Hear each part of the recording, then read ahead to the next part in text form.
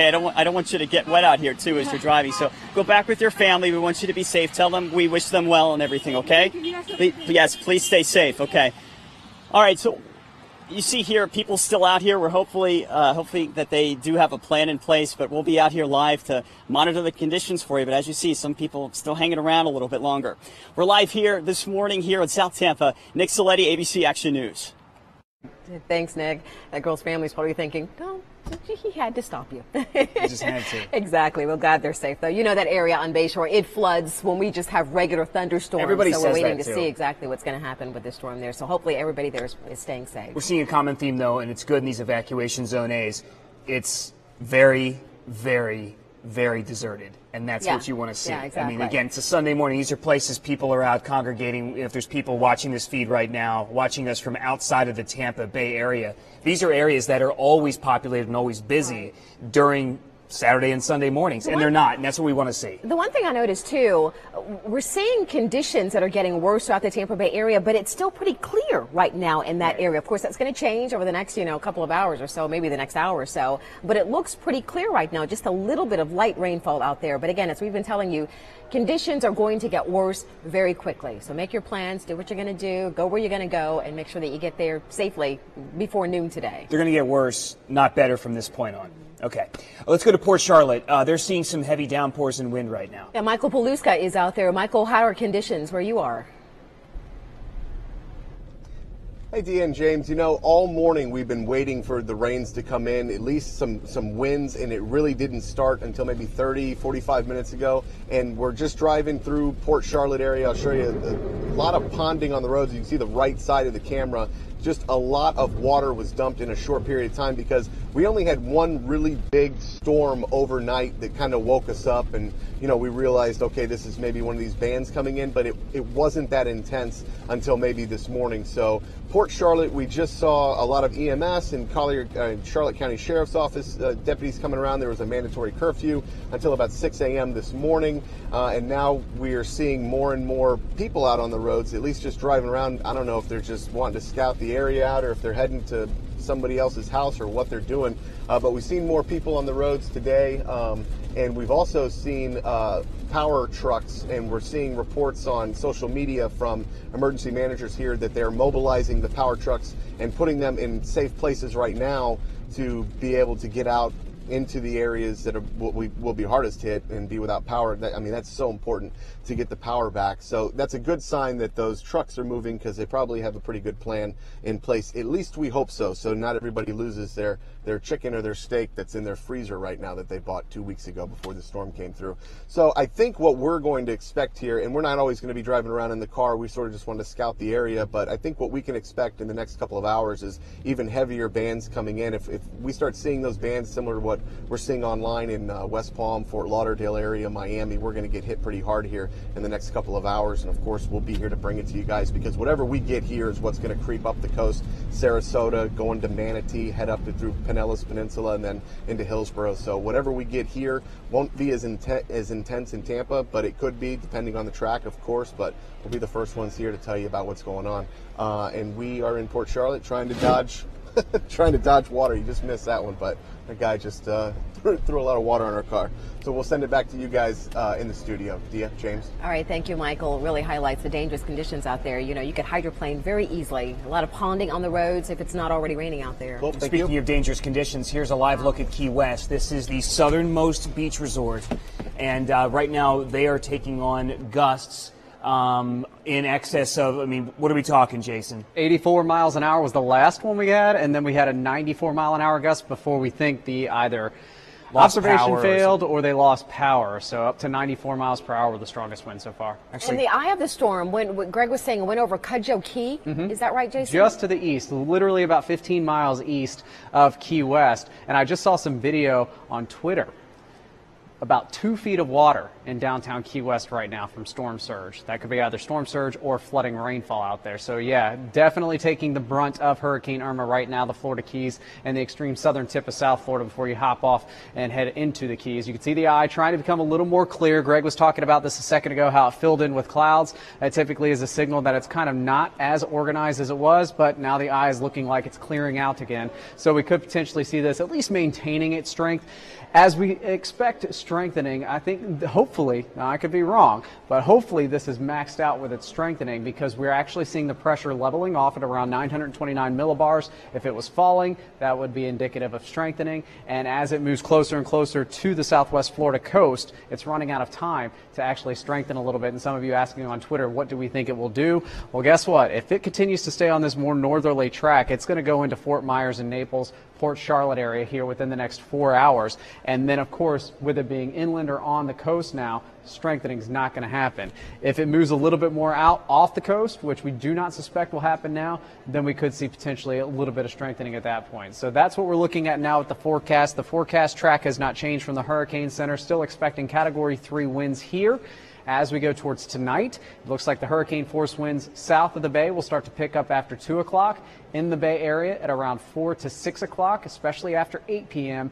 And then north of the Bay Area, closer to midnight, you'll start to see some of your hurricane force winds moving in, as unfortunately this track continues to be basically right overhead. So here's a look at the wind forecast. Notice as we go from 7, 9 o'clock, we jump from tropical storm force sustained winds to hurricane force winds here in Tampa.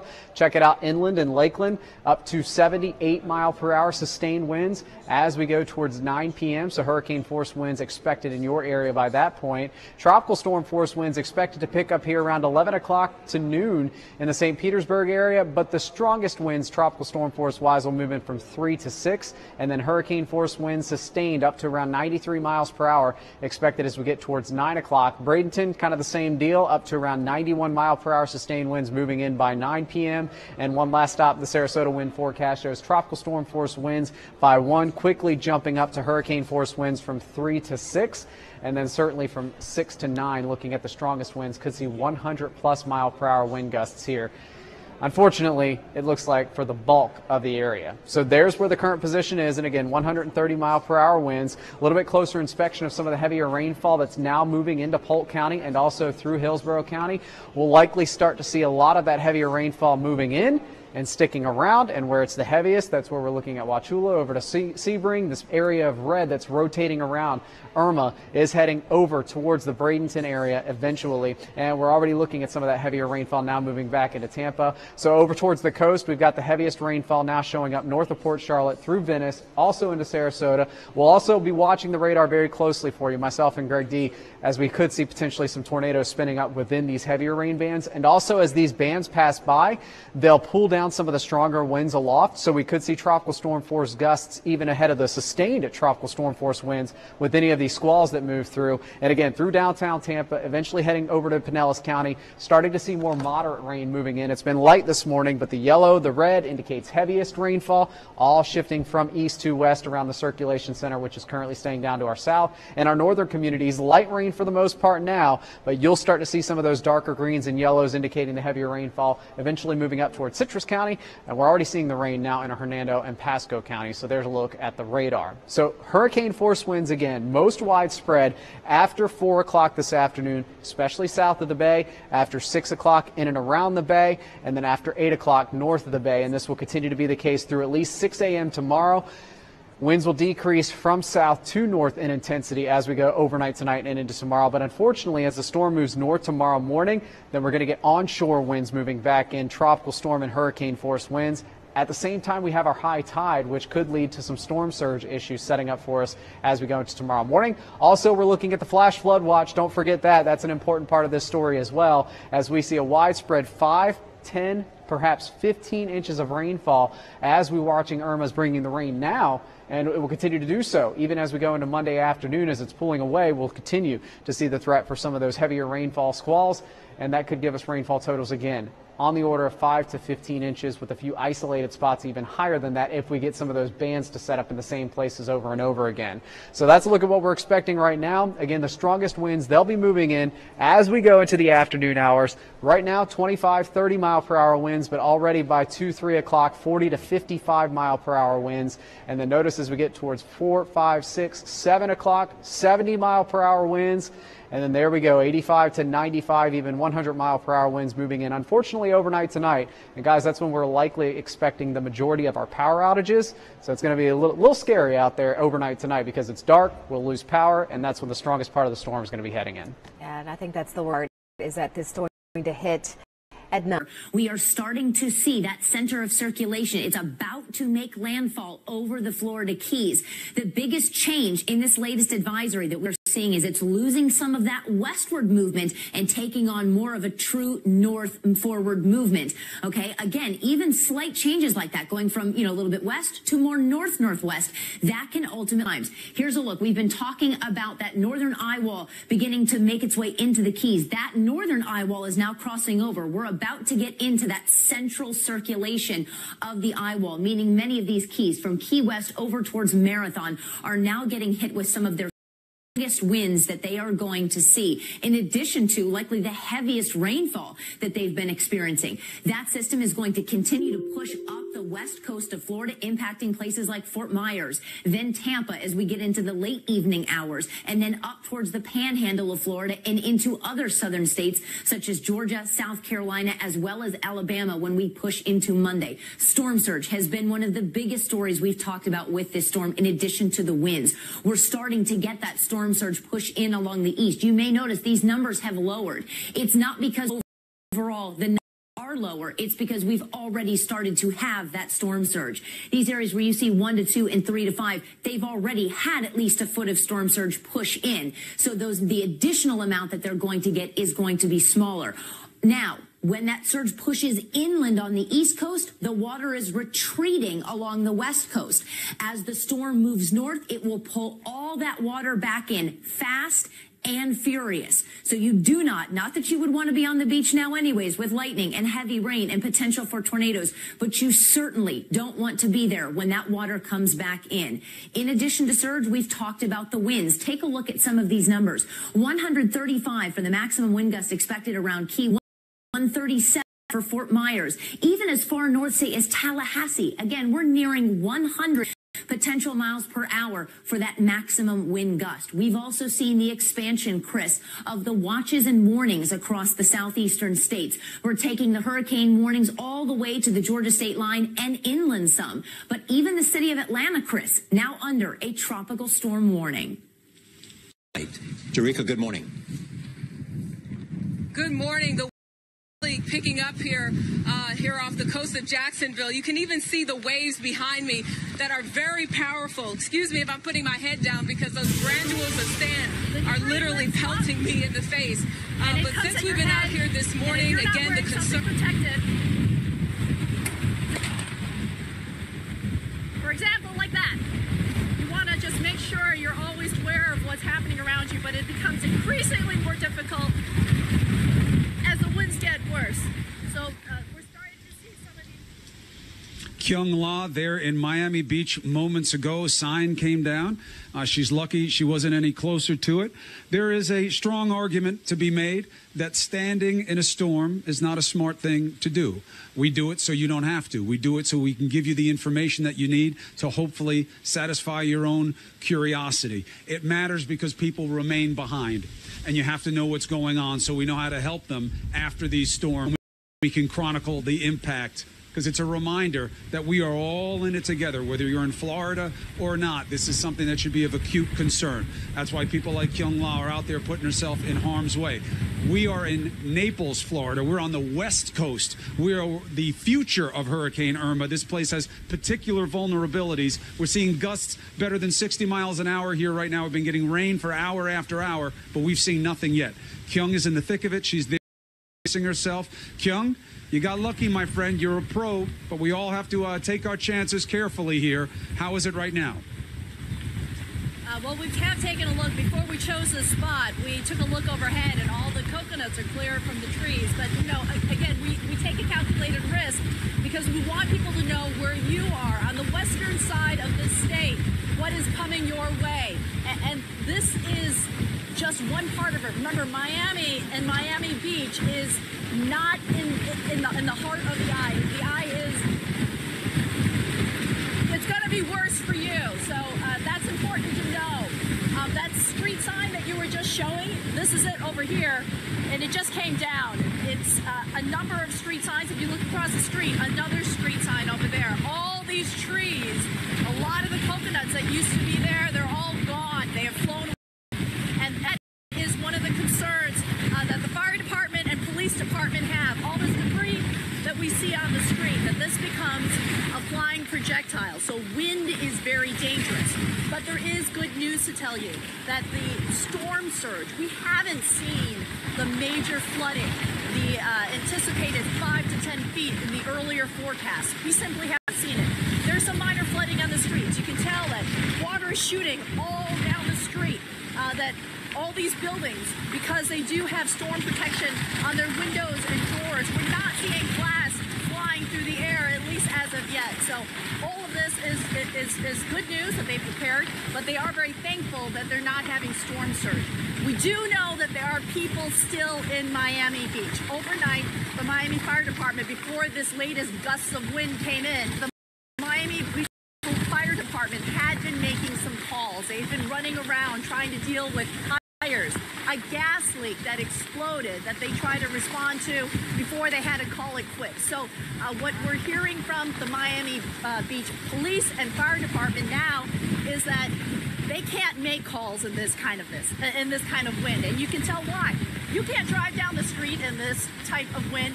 You can barely stand in it. For them to try to put themselves out there, to try to rescue people or to help people, to get them, pull them out of elevators that may have stuck, because parts of Miami Beach now have no power. We woke up to no power. They can't put themselves in harm's way. The fire and police department here had tweeted out that they simply could not make rescues after sustained winds of 39 miles per hour. And let me tell you, Chris, we are absolutely there. They are not going to be out there. If you remain in Miami Beach, you are on your own. If you are on the west side of Florida, this is what is coming your way, except it is anticipated to be worse. If you didn't believe the forecast, let me tell you, get inside, do not stand your glass, and be prepared, because these are very dangerous conditions. Chris? All right, Kyung, time to take your own advice. Get you and the crew to safety right now. We're going to check in with Bill Weir in Key Largo. Our thank you, Law, for showing you the wet face of reality there. Key Largo is the place that is closest to Hurricane Irma in terms of Florida proper. Obviously, the Keys are getting it. Bill Weir has been seeing it get worse and worse. Wow, it is difficult where he is right now. Bill, they recorded near 100-mile-an-hour in South Florida. I'm sure you can match that where you are. I believe it. Yeah, this is next level. I'm not going to use the word I'd like to use. This Irma is really getting nasty, and I am taking cover here. This is not trying to have a flair for the dramatic. I'm underneath a stone culvert here on the away from the wind, leeward side of this complex that we are now. But now, as you can see, it is like standing in the shower. It is rain gear is useless against this kind of deluge. The wind has been shifting. Now that's the thing that's a little bit scary, is you can, at a certain point, you get used to the direction of the wind and you adjust for it. Now it's so squirrely, it's circling around us, and we're going to probably have to move the next carport over just in order to protect our vehicle and what dry cables we do have left. But trees are now, which were patchy when we got here, are now becoming stripped bare. Signs that were up are blowing horizontally through the air. The boats in this little hurricane hole harbor, which they consider safe, are bouncing around like corks in a jacuzzi. The smart ones actually had the wherewithal to lift their boats up out of the water. High tide isn't until this evening, and that's going to make things even worse on the dirty side, on the Biscayne Bay side, as this thing rocks up north. But anybody watching, I mean, the folks down in the Keys, I'm really kind of howling into the wind when it comes to talking to them. Unless they're on generator power, most of the Keys are out of power. We checked in with some folks on the other side a few minutes ago on the Atlantic side of Key Largo who miraculously somehow still had power. I don't know how that's even possible right now. But for those who do, up in the northern part of the state, as this is heading towards you up the west coast, this is serious. This is really serious. This is time to get inside. Time to fill your tub with water, put a little bleach in there. Don't drink anything but drinking. It's time to charge your cell phones, have your shoes ready, Chris. It's getting real. All right, my friends, stay safe. The reporting is important. You are essential. I've been saying it to you all morning. It's been invaluable to have Bill Weir and his crew there in Key Largo. Why? Well, because they are the doorstep of the entrance of Hurricane Irma into Florida's reality. Key West is obviously the starting point. Right now, they are seeing the northern part of the eye wall, and is the beginning of Hurricane Irma. We're not supposed to see it here in the particularly vulnerable parts of the west coast of Florida until early evening. But Bill Weir, ghost of Christmas present for the people on the west coast of Florida. Already 600,000 without power. They expect it could be in the millions, not just for hours or days, maybe weeks. So right now we're going to take a quick break. When we come back, you're going to have State of the Union with Jake Tapper, and our Hurricane Irma coverage will continue. Please, if you're in Florida, I have to tell you, just about a minute or two ago, it was relatively calm, and then all of a sudden we started getting these very powerful gusts. We just saw some birds actually not fly by, but thrown by these winds, and it is really pelting us right now, this rain coming over sideways. I just wanted to show you some more of the scene here. Palm fronds down, but also we've been watching very carefully some power lines that are swaying just outside our hotel here. I have to tell you, I talked to the Homestead and police just a short time ago. I just got off the phone with them, and they say their officers are not out because it is just too dangerous for anyone to be out in these conditions, whether on foot or in a vehicle. So they have said that right now what they're getting are calls of down power lines, and that is something that, of course, you might expect given the tremendously powerful winds that we have been seeing here. But as this storm progresses here, it is certainly one of those situations that makes people here in Florida City and the Homestead area very, very nervous because of Hurricane Andrew and what happened then with that decimation, really, of the area. So we are continuing to feel those effects as each of these bands goes by.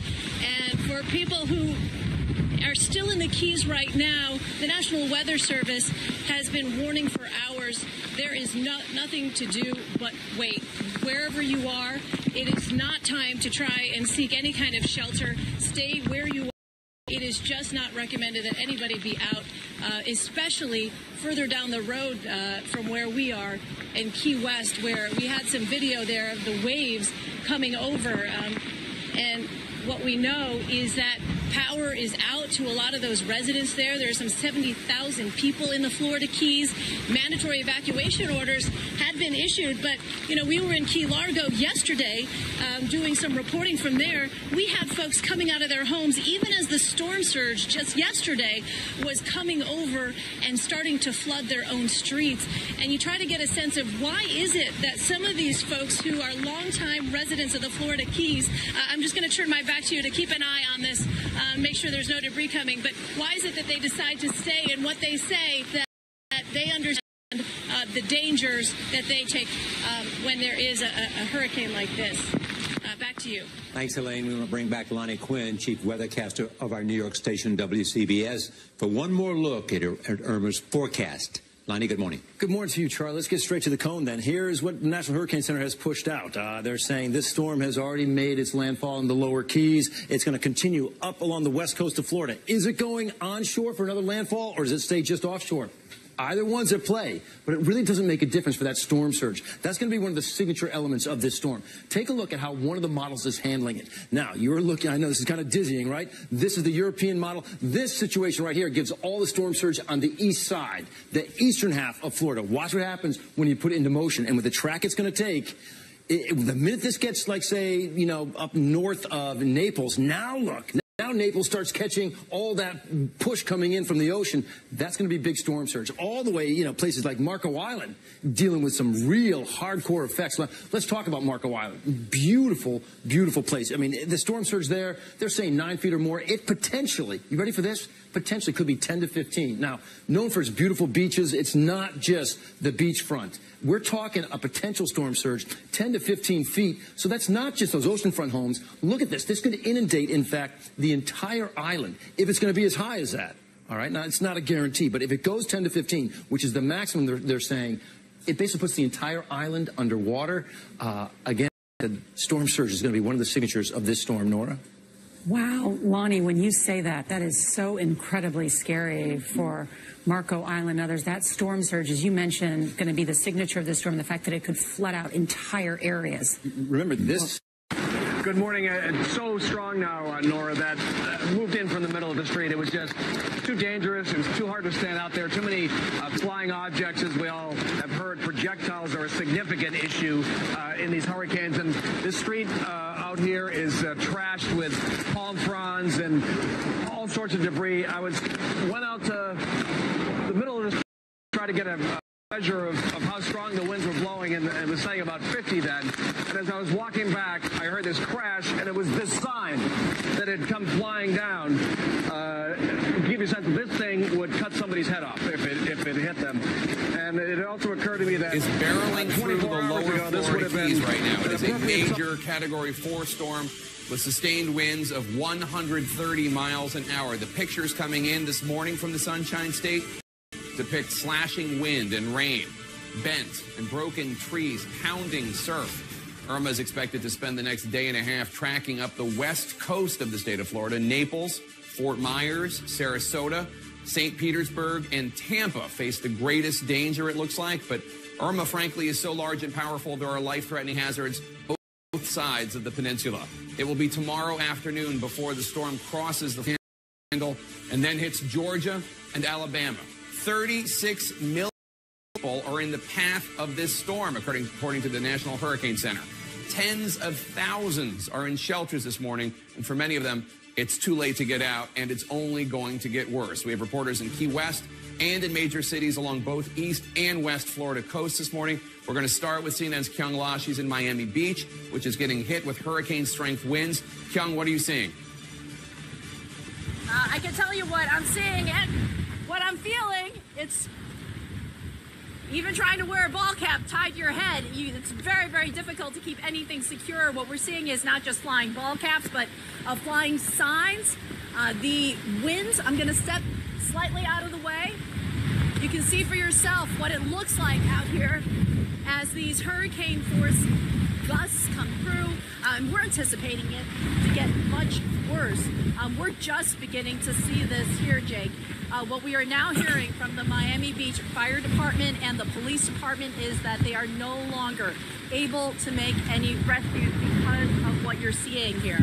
The debris is a major problem when it comes to winds like this. What they are concerned about right now here in Miami Beach are the street signs that fall to the ground, the coconuts that might be flying off the palm trees, tree branches. We have seen, when we first got out here a while ago, there were quite a few tree branches on the street right next to us, and they're gone because they've just taken to the air. Further down the street, you can see a lot of these buildings are actually quite secure because they have storm protection against the windows and the glass. Flying glass is also a concern. With the fire department, they were quite busy for a while. They're trying to do some responses. Late in the evening yesterday, they even pulled a man out, someone, I'm not sure of the gender, pulled someone out of an elevator because of loss of power. Losing power here is a problem. We woke up to no power, and there are stretches of this city that simply does not have any power. As far as rescues happening right now, simply unable to happen. You can see the type of wind that I'm standing in. They can't send out their police and fire, and this was something that they warned people, that if you were ignoring the mandatory evacuation, if you were going to try to be out on the street and you get injured, you simply will not get any help. So, Jake, that is what is happening here in Miami Beach. We're anticipating conditions to deteriorate throughout the day. And here's the warning, and the reason why we're doing all this is to try to send the message to the west side of this state that this is coming your way and it is going to get worse. Jake? Kyung, it looks absolutely horrific. Once I was in 110-mile-an-hour wind, and it felt as though my face was being blown off my skull. Describe for us, if you could, what it feels like to be in this as the first rings of this hurricane hit Miami Beach. This is not 110 miles per hour winds. You know, we're hitting about 80 or so, and it hurts. I mean, the rain passing against you hurts. If you think of what a really severe sandstorm feels like, that's what it feels like. If you imagine what it's like to try to walk in a wind tunnel, the worst wind tunnel you've ever experienced on a normal day, that's what this feels like. Inability to walk or to stand and to just try to not get hurt. Jake? All right, Con, please get inside. Thank you so much. Stay safe. We're going to go now to an even more dangerous part of the hurricane right now. CNN's Bill Weir is live for us in Key Largo, Florida. Bill, tell us what you're experiencing right now. Much of the same, Jake. I mean, the only way I can describe it is if you own a power washer, you know, where you can clean your deck, spring cleaning. Imagine taking it in the face. It is coming down. Look at these torrential sheets of rain, and we're not set up here to be dramatic. We're actually set up here to be safe. I'm under cover. I'm under a solid stone condo. This is sort of a breezeway carport that we've set up. The camera is back as far as we can and still bring you a picture. But the scary part about it is the wind was predictable for the last few hours. It was coming on the side. We're on the other side here. We're hunkered in. Biscayne Bay is over there. But now it's getting so squirrely as it's whipping around and coming through and creating a wind tunnel effect here. All the power is out in the Florida Keys. Surprise there. They're super worried about losing a bridge. That's the main concern of the people down here. And you got to understand, they know storms in the Keys. Part of living, it's like traffic in LA or heat in Phoenix, right? They have an average of one hurricane every 4 years, but nothing like this. There hasn't been one this strong since Donna, 1960, 57 years ago today. So this is a once in a lifetime kind of event for the people down here. There's the storm surge to worry about, a 5 to 10 foot storm surge over these low-lying coral islands that could be devastating. There is the tie line, again, as we mentioned, the power line that plugs into the mainland that also brings fresh water in. If that goes down, who knows how long recovery will take. One hurricane ended the overseas railroad in 1935, so they're really concerned about infrastructure now here. But as you can see behind me, this is one of the many harbors. This is a boating community. Your boat is your home in many cases. We met some people who decided to stay near their boats and ride it out in stone shelters like this, but to adjust high lines. But at a certain point, it's up to the fates. It's up to Irma, whether your boat and maybe even your family survives. Jake? Well, you're in Key Largo. That's in the upper Florida Keys. You've been spending the last few in the Keys, all the way down from Key West up there to Key Largo. You've talked to people that refuse to evacuate. Why did they stay? Why are they remaining there? There's a lot of different, calculations they make. In some cases, it might be institutional knowledge. Somebody's nice welcome sign is just blowing past. In some cases, maybe they evacuated for a storm that missed them and it was too much hassle and they vowed to stay behind because it was too stressful to be away. In some cases, it was fear of getting on the road when there's no guarantee of getting gas. You don't want to run out of gas somewhere in the Everglades and have to sit through something like this in your car. Some cases it's I want to be there to help as a first responder for my neighbors. I want to check property. There's a lot of different logic. And the sailors I talk to say, hey, we're used to squalls. We ride out thunderstorms on our boats every day. We know how to do it. It's part of doing business. But this is next level. This is different. And I even saw that in the faces of some of the old conks, people who haven't evacuated. 80 who decided this one is too big and too bad and it's coming this way. But there's something about the culture down here. It's divers and it's under sunken treasure hunters and drifters and partiers who come down here to live in paradise. They're fiercely independent. They don't like to be told what to do. They don't like mandatory anything in life. So they know they're on their own. They know there are no first responders that will answer their hospitals are shut in the Keys. But this will be either one of those sadly, tragically romantic stories about captains going down with their boats. I mean, that seems to be the case right now. Or they will be lucky beyond belief if they get through this thing in one piece. All right, Bill, you're doing an amazing job out there. Please stay safe. We're going to go now to CNN's John Berman. He's live in Miami where there are wind gusts of 100 miles per hour. John, what are the conditions right now that you're experiencing? Yeah, the State of the Union is wet, Jake. Very, very wet and very, very windy. The National Weather Service just put out an advisory for downtown Miami. And Miami is a very tall city, a lot of high rises here. And they are saying that there are 100-mile-an-hour wind gusts at these high rises. Stay away from the windows.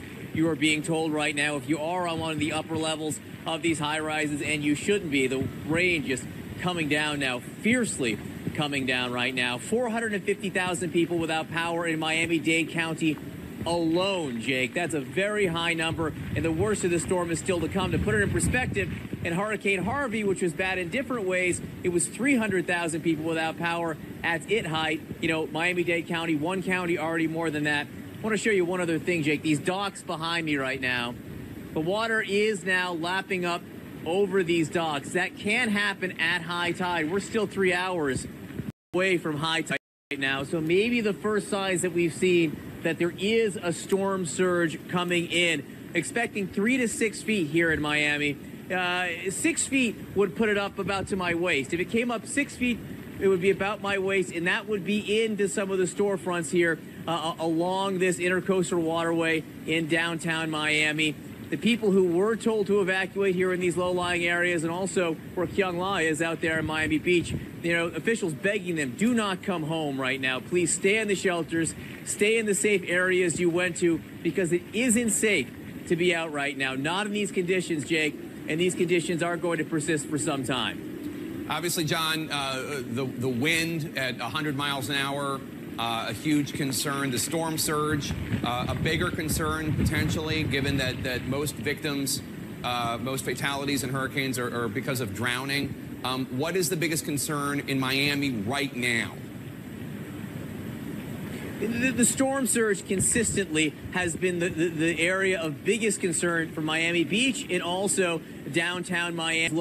Low-lying areas right by Biscayne Bay right here. That's why they evacuated. They don't evacuate because of the wind. It's the storm surge they are mostly worried about, and most of the people, or many of the people, did move out of these areas. The winds they're concerned about because of the cranes. There's been a lot of construction in Miami, and there are more than 20 cranes, these giant cranes that they couldn't take down in time, that are still up. They are said to be able to withstand wind gusts of 145 miles an hour. I don't think we'll get that here in Miami. I hope we don't get that. These cranes twist like weather vanes in the wind, which can be disconcerting to supposed to move. So right now what people in downtown Miami have seen are these giant cranes moving with the wind. It's supposed to happen, but a little bit of a frightening sight as the winds pick up, Jake. All right, my friend John Berman, stay safe. Excellent job down there. Let's turn now for the bigger picture with CNN meteorologist Allison Chinchar. She's in the CNN Weather Center. And Allison, where is the storm right now and where is it headed? Right, so the center of circulation is 20 miles due east of Key West. So we are starting to see that landfall about to take over the Keys, make back out over open water before it makes a landfall over the peninsula. This storm is still a very powerful Category 4 storm. Here you can see some of those heavy bands of rainfall for the few folks, and maybe even none, but for the few folks that are still left along the Keys, you are dealing with torrential downpours at this time, not to mention some of your peak winds. Then we start to move on to the surge threat. Now, the surge is already taking place along the east side. You're getting that onshore winds pushing all of that water onto the east coast. The west coast, it's doing the exact opposite. It's taking the water and pushing it away from the beaches. So some of those beaches, you're actually just seeing miles and miles of sand, but no water where it should. This is very dangerous. When that water comes back in, and it will do that as the storm pushes off to the north, the winds wrap back around and will push all that water back in. It doesn't come in slowly. It comes in fast and furious, and that will be deadly for anyone that is on those beaches. Then your total storm surge numbers are very impressive still. You'll notice here along the east coast, some of these numbers sound. It's not because the overall numbers are lower. It's because they've already started to accumulate some storm surge. So this is additional storm surge going forward. The highest numbers still remain on the southwestern tier of Florida because it's a little bit shallower there. The gradient that it goes off before it dips into the ocean is shallower. That allows for those heights to come up a little bit higher than they would on the Atlantic side, where it's a much deeper drop. Here's a look at the track. It's over open water right now, so we expect it to maintain Category 4 strength until it gets to about Tampa. It will weaken slightly down to a Category 3, but after that, as it makes its way up to the Panhandle, this is where it's going to weaken rapidly. This is a good thing for folks in the Panhandle, places like Georgia and Alabama, because of this wind shear, this pink color that you see here. This is going to kill that hurricane very quickly. The top shear at those top layers, it's just going to rip that hurricane apart. Again, good news for the folks up north, not so much for the folks that are dealing with the storm now. We've talked about storm surge, but winds are also going to be a major factor here. Maximum wind gusts expected around 135 miles per hour in Key West, 137 in Fort Myers, about 130 for Tampa. But even, Jake, up around Tallahassee, which is on the northern fringe, they could still be looking at wind gusts of 90 to even 95 miles per hour. And where is the eye of the storm headed next? And tell us what the worst case scenario is for the next 24 to 36 hours. Right. So we've actually already seen part of that worst case scenario take place in the last few hours. We've seen the track shift about 14 miles west. That may not seem like a big change, but it is. It means the main path left downtown Tampa and shifted 14 miles west. You would think, Jake, saying, oh, great, it's away from Tampa now. That should be a good thing. It's actually the opposite. It means more storm surge will actually be able to push into the Tampa Bay, and compared to if it would have just stayed directly over Tampa. And unfortunately, that's what we're seeing. We're seeing that shift to the west, and that's likely what's going to take place. Now, we talked about the current center of circulation. That eye is 20 miles east of Key West. It's going to push north and likely make landfall somewhere between Naples and Tampa. The exact location will depend on the speed and the movement of the storm over the next several hours. All right, Allison Chinchar in the CNN Severe Weather Center. Thank you so much for that. Let's go back now to CNN's Kyung La. She's in Miami Beach, where conditions have really even worsened just in the last few minutes. Kyung, what are you experiencing? It certainly seems that the winds have picked up just a little bit, Jake. We don't have an exact measurement of what the winds are like out here, but the National Weather Service says there are wind gusts of 100 miles per hour. So I don't have a reader. I can't tell you exactly what it feels, the accurate number is, but I can tell you what I see and what we're feeling. We are getting blown around quite a bit. We are seeing debris on the streets. The concern here is that that debris will take to the air, and anyone who might be out and about could be injured by that flying debris. So that is a big concern. As far as flooding on the streets, we haven't seen too much. There's plenty of water on the streets, but the last time we checked in with the Miami Beach Fire Department, they said as far as major flooding, that's not really something that they've seen as of yet. So that is the good news. The other good news is the storm surge. The concern of a storm surge, that not so much. I mean, we haven't quite seen it at least come off the ocean, come off the beach. Here, we're right on the first major stream off the ocean, and we just haven't seen that quite as of yet. And that was a big concern because that people might get caught in it and might drown, because even though these winds are severe, Jake, the people tend to die most by drowning in that storm surge. As far as anyone who's out and about, we've seen a couple of storm chasers, we've seen some local press, but we haven't seen too many people, and that's good. The Miami Beach Police Department urging people to stay inside, telling them that if they get injured, they are on their own. 911, you're not going to get any help if you're out here. The warning came out yesterday that if you are going to stay in Miami Beach, you're not going to be at some point able to get any help from the police department and the fire department. And let's put all of this into perspective, because we keep talking about where the eye is traveling and how this is going to impact the west side. This is the early part. It's going to be much worse up there. Jake? All right, Kyung-La, stay safe there in Miami Beach. We're going to take a very quick break. When we come back, we're going to talk to the governor of Florida. We're going to talk to Senator Marco Rubio, and we're going to talk to a first responder who is in harm's way east of Key West. Stay with us. We'll be right back.